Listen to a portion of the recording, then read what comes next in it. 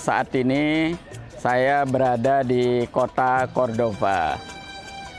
Kota Cordova merupakan ibu kota Andalusia di bawah atau sejak Abdurrahman Ad-Dakhil memimpin wilayah ini.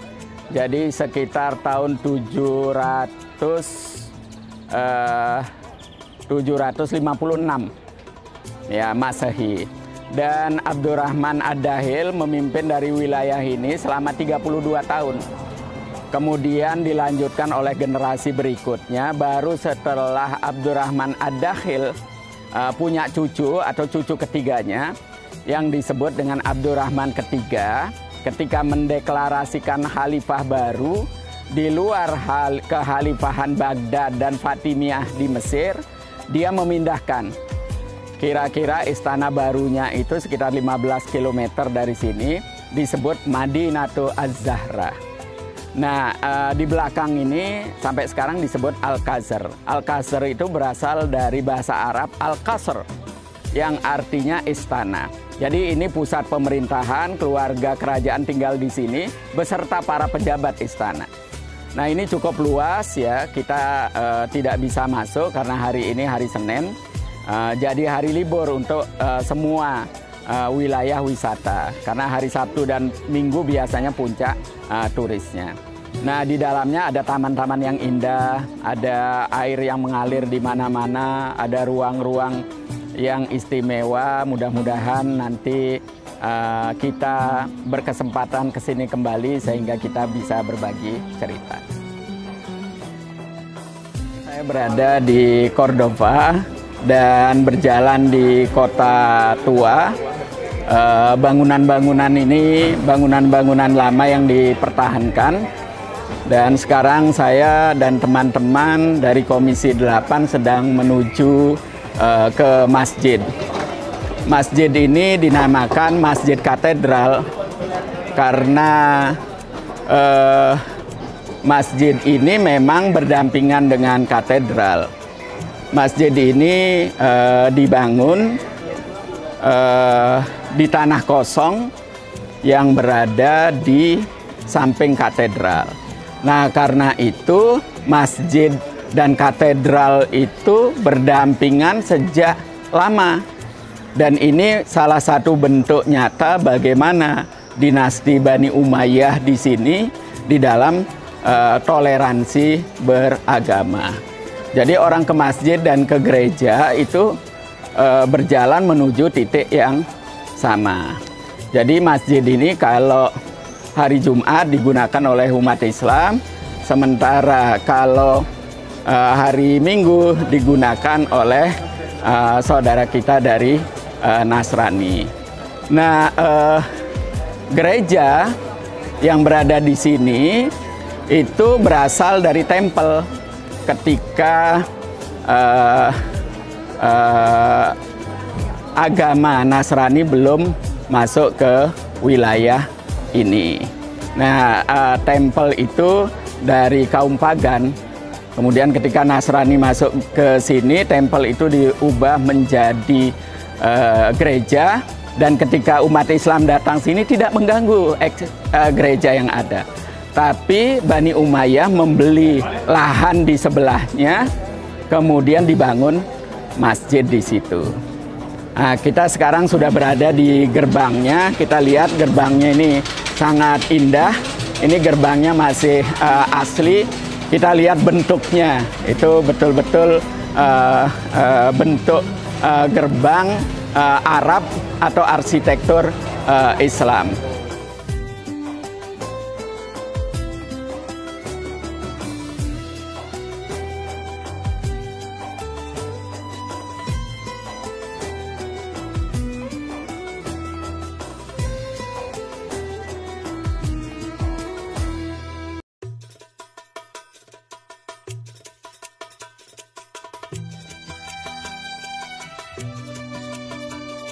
Antum baca, ini bahasa Arab ini. Oh. Coba. Dirubah, ya? Tidak dirubah. Nah, kemudian bagian ini salib. Salib. Ya. Nah, ini sudah modifikasi, tapi yang pekerjanya ini tetap orang Islam. Tapi dia sudah di bawah perintah pengaruh. Nah, itu yang disebut dengan mudehar. Jadi mereka masih tetap dipekerjakan sampai periode tertentu. Jadi kesempatan itu? Bukan dikasih kesempatan, diakomodasi, tidak diganggu, ya, dan eksistensinya dijaga. Ya, karena keterampilannya, kelebihannya dia itu tidak tergantikan. Tapi ini kan prosesnya kemudian ratusan tahun. Ada peristiwa-peristiwa politik yang mempengaruhi perebutan kekuasaan. Iya. Bahasa Arab. Tapi ini salib ya? Nah, iya. Nah, ini kalau lihat paku-pakunya udah dimodifikasi. Bagian-bagian tertentu diganti salib. Nah, gitu. Dengan ini. Iya. Tapi pekerjanya, coba lihat. Ini kan sama ini. Kalau dilihat ini. Gitu. Sama, ya. Tapi penguasanya berganti. Dia punya selera baru yang harus diakomodasi. Gitu. Saya akan menceritakan bagaimana masjid ini dibangun, ya. Jadi awalnya sebelum agama Nasrani masuk di sini, ini merupakan tempel dari agama pagan, ya, orang pagan yang masih kenal dewa-dewa, mungkin perkembangan dari Yunani, ya, itu bangsa pagan. Nah, wilayah ini menjadi semacam tempel. Ketika agama Nasrani masuk sini, tempel itu diubah menjadi gereja. Nah, kemudian ketika Islam datang ke sini, gereja tidak diganggu. Kemudian Abdurrahman Ad-Dahil membeli tanah di sekitar gereja yang sangat luas itu, kemudian dibangun masjid. Nah, ini tanah yang dibeli ini sangat luas, gerejanya sebelah sana. Nah, sehingga gereja dan masjid ketika Abdurrahman Ad-Dahil berkuasa di sini itu berdampingan. Jadi kalau hari Minggu itu rame orang Kristen ke gereja, hari Jumat orang Islam rame ke sini untuk sholat. Damai itu ya? Damai. Menarik gitu. Di luar Cordoba tidak begini gerbangnya, ya. Ya. Nah, dan dia konsisten. Ini menunjukkan arsitektur zaman dulu itu hebat sekali. Apa ini paten Cordoba? Iya, citranya. Zaman dulu tidak ada paten, tapi dia menemukan ini karena orang merasakan keindahannya, kemudian meniru-niru, diadopsi. Nah, termasuk pembangunan ini tanpa bermaksud ya merendahkan. Saudi Arabia itu miskin sekali arsitektur, ya. Jadi Madinah dan Mekah itu cita rasa keindahan bangunannya tidak ada. Nah, baru belakangan ketika direnovasi, dia mengadopsi beberapa bagian ini. Baik Mekah maupun Madinah. Baik bentuk maupun ini warna-warni ini. Hanya saja sana dikombinasi hitam dan putih, abu-abu dan gitu gelap terang. Ya. Nah, itu semuanya dari sini diadopsi. Tembaga. Dalamnya tembaga, gitu. Nah, coba lihat ini konsistensi bentuk lengkungannya. Dia nih, ini menunjukkan arsitektur profesional, ya, pada zamannya. Ini juga unik Cordoba. Jadi lengkungannya susun. Di semua masjid di dunia yang bagus-bagus, saya udah datangi tidak ada yang lengkungannya tersusun dua. Ya, cuman di sini, ya. Semuanya lengkungannya satu, termasuk Mekah Madinah sekarang lengkungannya satu. Nah, ini di sini juga. Nah, Bapak Ibu sekalian lihat tiang-tiangnya ini, ya. Penyangganya ini lebih dari 1000 penyangga pada waktu itu. Oke. Lebih dari 1000 penyangga. Nah, ini bagian areal masjid yang tidak diganggu, ya, tidak diubah, karena mereka sangat menyayangi, ya, bentuk-bentuk yang indah ini. Kalau kita natap ke atas, ya, ini plafonnya ini persis meniru masjid di Damaskus, ya, persis meniru masjid di Damaskus. Karena Abdurrahman Ad-Dahil itu menyadari dia tidak mungkin lagi kembali, ya, ke Damaskus Karena itu dia ingin memindahkan Damaskus di sini. Nah, kira-kira begitu perasaan dia itu. Nah, ini coba lihat kayu-kayu di atas itu. Ya. Ini persis bagi Bapak Ibu sekalian yang pernah pergi ke Masjid Raya Damaskus, itu persis atasnya seperti ini. Di kopi gitu ya? Ah, di kopi. Kopi paste. Ada renovasi diusahakan mirip dengan aslinya. Nah, lebih dari 1000. Lebih dari 1000 tiang. Nah, nah, masjid ini dibangun bergenerasi. Oh, tidak sekaligus. Itu bisa dilihat nanti lantainya itu tidak rata. Itu bisa dilihat lantainya itu tidak sama jenis marmernya dan tidak rata. Ini menunjukkan bahwa masjid ini secara bertahap diperluas terus menerus. Ya. Nanti berikutnya, ya. Nah, kalau kita menoleh ke kanan, ini sudah kapel istilahnya, kapel atau kapel ya, kapel. Karena di dalam agama Nasrani itu ada banyak urdu. Nah, hari-hari dipakai untuk anu ya. Iya. Nah, nanti katedral yang besar, yang utama berada di tengah. Nanti kita lihat. Wah, lampunya ada salib. Nah, iya, karena ini sudah di bawah Kristen. Nah, sekarang statusnya ini museum, status resminya museum. Ya.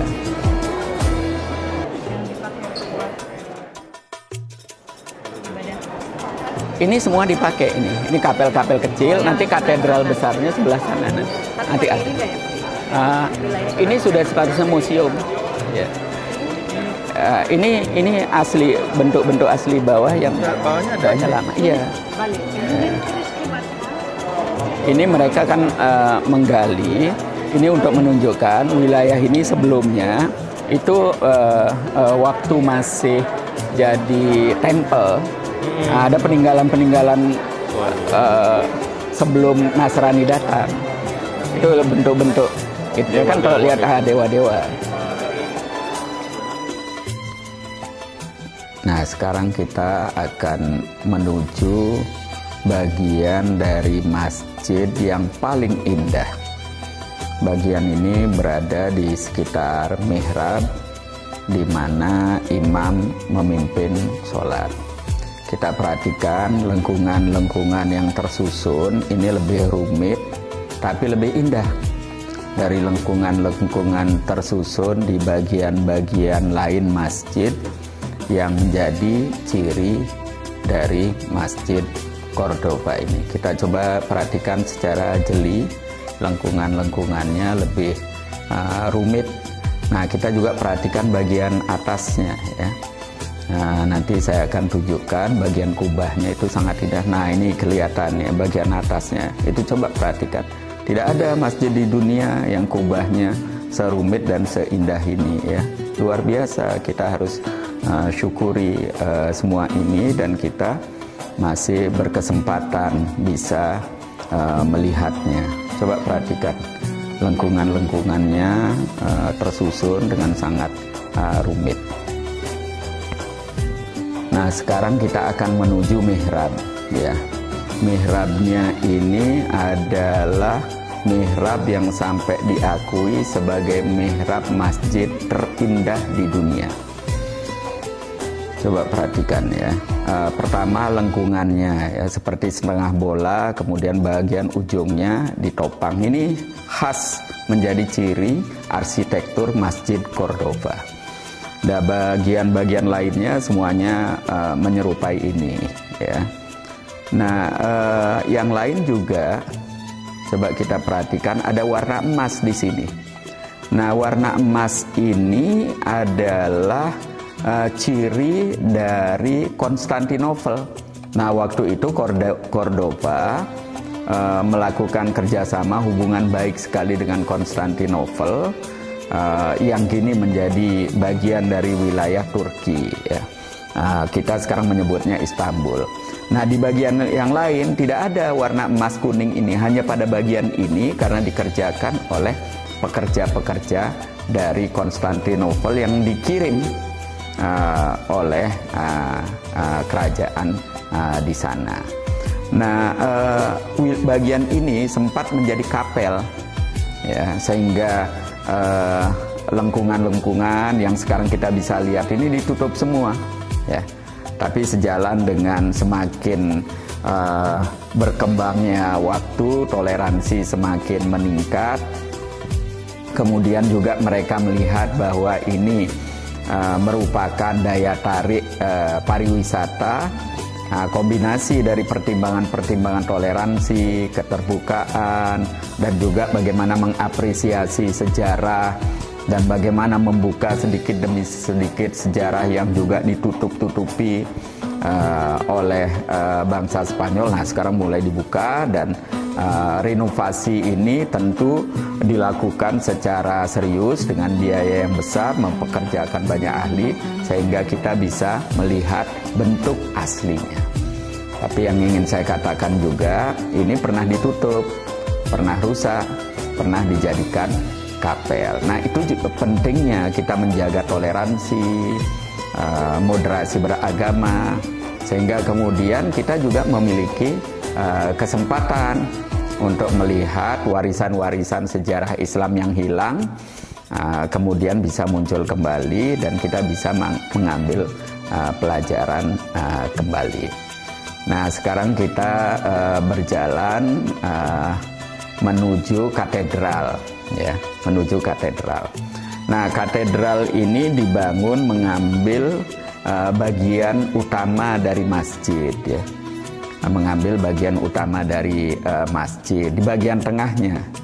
Jadi tadinya semuanya ini lengkungan-lengkungan itu kemudian dihancurkan. Nah, bagian ini kemudian dibangun setelah diambil alih oleh dinasti Kristen. Ini kita lihat katedral utamanya terletak di bagian utama, dan kalau dilihat dari luar ini paling tinggi, ya.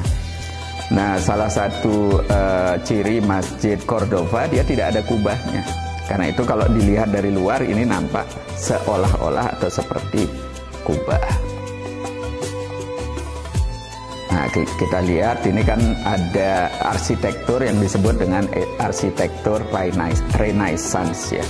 Nah, bagian-bagian tertentu dari lengkungan masjid dipertahankan, bagian-bagian lain diganti dengan penopang-penopang yang lebih kokoh, lebih tinggi, dengan arsitektur Eropa khas yang dikenal dengan Renaissance, ya. Nah, ini kita masih berada di bagian utama dari katedral, ya. Ada banyak lukisan, ada banyak patung, dan kemudian juga kita perhatikan lengkungannya yang berbeda dan memberikan ciri khusus. Dari sisi politik juga ini bisa dirasakan bahwa setelah penaklukan, bangsa Spanyol yang Kristen itu ingin menunjukkan bahwa kualitas, kekokohan dan keindahan dari seni bangunan yang mereka buat tidak kalah dari apa yang sudah dibuat umat Islam. Kira-kira seperti itulah kalau kita menerjemahkannya dari perspektif politik.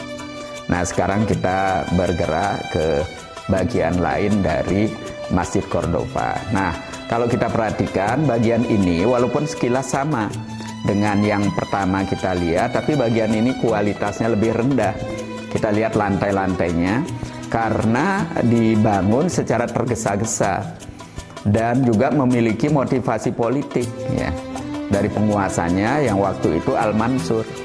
Nah, Al-Mansur ini bukan dari dinasti Bani Umayyah, atau dia tidak berdarah biru, tapi karena hak waris kekuasaan itu jatuh pada putra mahkota yang masih kecil, ya, antara 9 sampai 12 tahun, jadi dia belum siap untuk memimpin. Nah, maka Al-Mansur ini yang menjadi Perdana Menteri sekaligus juga Panglima, yang diberikan hak asuh memanfaatkan betul kekosongan itu untuk mencari simpati rakyat, membangun kekuatan, dan ini salah satu caranya memperlebar masjid. Nah, untuk mendapatkan dukungan para ulama, tapi dukungan para ulama juga tidak didapatkan. Kira-kira begitu. Nah, sekarang kita mulai keluar gedung. Tadinya semuanya ini terbuka, dinding-dinding yang tertutup itu semuanya terbuka. Nah, kita lihat sekarang menaranya. Ya, itu dulu menara masjid, sekarang menjadi menara lonceng. Tapi menara lonceng itu dibangun membungkus menara masjid yang aslinya. Nah, ini guide kita menunjukkan ini pohon zaitun yang sudah hidup di masa kejayaan Islam, dan ini sedikit pohon yang masih tersisa. Ahmed, nama guide kita ini, dia Muslim asli Spanyol. Dia menyebut ini bukan pohon, ya, tapi ini Muslim terakhir yang masih tersisa. Jadi itu ungkapan simbolik ya. Nah, sehingga orang-orang Spanyol asli yang sangat tasawuf ya, mengenal pemahaman sufi dalam Islam, setiap datang ke tempat ini dia memberi salam, assalamualaikum, kira-kira begitu. Nah, dia menceritakan ini pohon tua ini ratusan tahun sebelum dia mati, dia sudah menyiapkan generasi penerusnya. Bagian kanan ini yang muda ini anaknya, kira-kira begitu. Jadi Ahmed itu menceritakan nanti pada saat dia mati, ini sudah ada penerusnya. Dia menunjukkan ini pohon bagian. Nah, kita perhatikan bawahnya itu akarnya sama, gitu, kira-kira begitu. Jadi ini ungkapan tasawuf ya, bagi orang-orang Spanyol. Orang-orang Spanyol Muslim yang orang-orang Muslim yang asli Spanyol itu pemahaman sufinya sangat tinggi, tapi juga mereka sangat mengapresiasi sains, teknologi, arsitektur, dan seterusnya, baik yang dulu maupun yang hidup saat ini.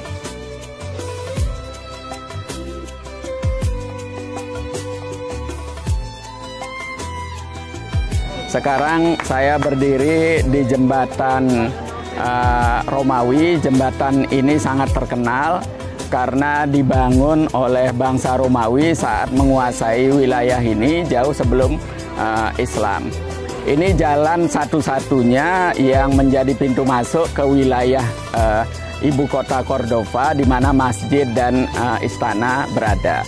Sekarang udah banyak jalan-jalan dibuat masuk. Nah, yang menarik juga bahwa saat bangsa Eropa mulai menerima Islam, kira-kira beberapa puluh tahun yang lalu, seorang Muslim bernama Roger Graudi, sangat terkenal sekali, seorang profesor. Dia kemudian mendeklarasikan dan meminta gedung itu yang ada di belakang saya itu untuk dijadikan museum Islam. Dan waktu itu komunis yang berkuasa di sini, dan komunis merasa berkolaborasi cocok dengan Islam untuk melawan kapitalisme, gitu. Nah, sehingga kemudian dia langsung diizinkan dan sampai sekarang itu menjadi museum. Nah, sebentar lagi kita lihat museum itu. Nah, sekarang kita mulai memasuki ruangan di dalam museum. Ini artefak-artefak peralatan kedokteran dan peralatan-peralatan lain ya, seperti ini bola dunia, kemudian ada karpet-karpet yang indah, ada kaligrafi dan simbol-simbol yang indah yang kita bisa lihat. Ini sebagian kecil sekali. Nah, karena itu kita harus berterima kasih kepada Roger Graudi, seorang profesor dari Prancis dan seorang mu'alaf yang memperjuangkan sehingga kita bisa melihat museum ini. Nah, museum ini tadinya menara ya, menara pengawas, karena itu banyak tangganya naik turun. Nah, ini kita bisa lihat suasana ya kerajaan waktu itu, termasuk lengkungan-lengkungannya. Nah, ini menggambarkan istana pada waktu itu. Kita kan perhatikan masjid tadi, lengkungannya kan sama. Itu lihat ya, ini lengkungan masjid, tapi tadi yang menggambarkan orang itu suasana istana. Jadi istananya juga dibangun dengan cita rasa arsitektur yang sama atau konsisten. Nah, kita bisa lihat ini gambaran istana pada masa itu.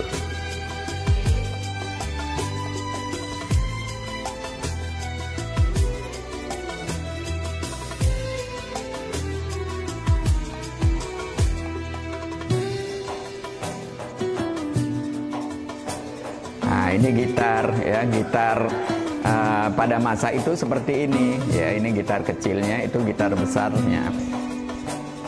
Nah, dalam perjalanan waktu gitar ini dimodifikasi sehingga menjadi gitar seperti sekarang yang kita lihat ya. Jadi dibuat lebih ringan dan juga senarnya dikurangi sehingga kemudian lebih mudah bagi mereka yang mempelajari. Nah, ini bagian-bagian luar dari istana.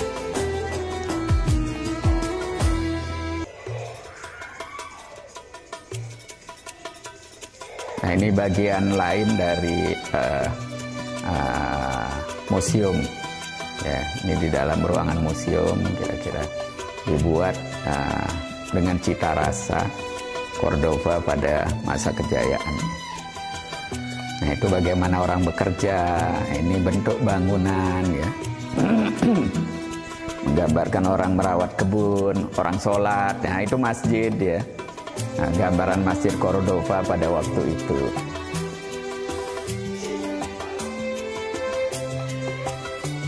Nah, ini majelas ya. Nah, ini sungai-sungainya dan kapal-kapalnya. Ya. Nah, ini suasana rumah-rumah penduduk digambarkan di dalam museum ini.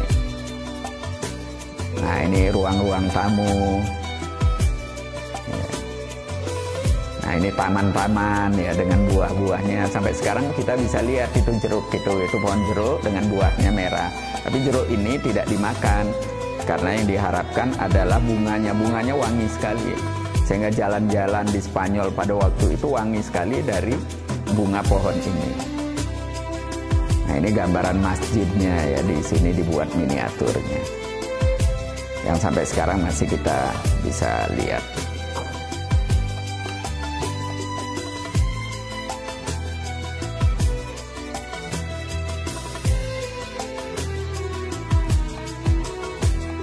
Ini jumlah tiangnya lebih dari 10.000 tiang. Dan pada waktu itu Masjid Cordova merupakan masjid terbesar di dunia, melebihi Makkah dan Madinah. Nah, ini dari bagian atas museum yang dulunya berfungsi sebagai menara pengawas. Dari bagian ini kita bisa melihat seluruh kota Cordova. Dan dari sini juga kita bisa melihat istana dan masjid. Nah, ini jembatan yang dibangun Romawi yang masih terjaga sampai sekarang. Tadi kita melewatinya. Nah, di seberang sana terletak masjid dan istana. Karena itu, bagi siapa saja waktu itu untuk masuk ke wilayah ini harus melewati pos penjagaan. Hanya orang-orang yang diizinkan yang bisa masuk. Semoga bermanfaat.